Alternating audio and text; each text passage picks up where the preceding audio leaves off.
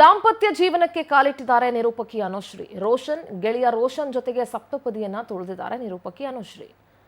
ಬೆಂಗಳೂರಿನ ಕಗ್ಲಿಪುರದಲ್ಲಿರುವಂತಹ ರೆಸಾರ್ಟ್ನಲ್ಲಿ ಇವರ ವಿವಾಹ ನೆರವೇರಿದೆ. ಕೊಡಗು ಮೂಲದ ರಾಮಮೂರ್ತಿ ಅವರ ಮಗ ರೋಷನ್ ಅವರ ಜೊತೆಗೆ ನಟಿ ಅನುಶ್ರೀ ವೈವಾಹಿಕ ಜೀವನಕ್ಕೆ ಕಾಲಿಟ್ಟಿದ್ದಾರೆ.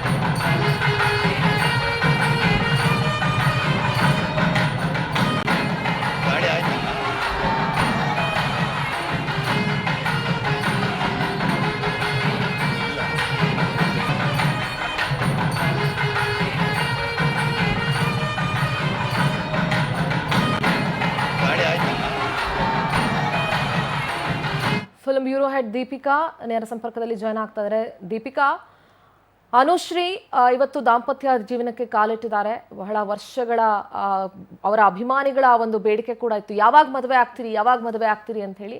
ಸೊ ಆ ಎಲ್ಲ ಅಂತೆ ಕಂತೆಗಳಿಗೂ ತೆರೆ ಎಳೆದು ನಿರೂಪಕಿ ಅನುಶ್ರೀ ಇವತ್ತು ಕಗ್ಲಿಪುರದಲ್ಲಿರುವಂತಹ ಒಂದು ರೆಸಾರ್ಟ್ನಲ್ಲಿ ವೈವಾಹಿಕ ಜೀವನಕ್ಕೆ ಕಾಲಿಟ್ಟಿದ್ದಾರೆ. ಹೇಗಾಗ್ತಾ ಇದೆ ಸಂಭ್ರಮ, ದೀಪಿಕಾ?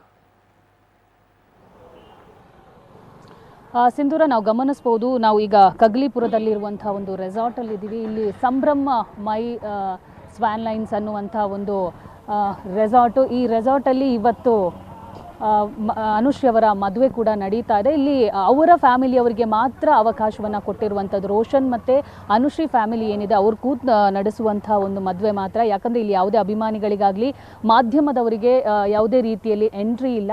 ಈಗಾಗಲೇ ಮದುವೆಗೆ ಚಿತ್ರರಂಗದ ಹಲವು ಗಣ್ಯರು ಕೂಡ ಬಂದಿದ್ದಾರೆ.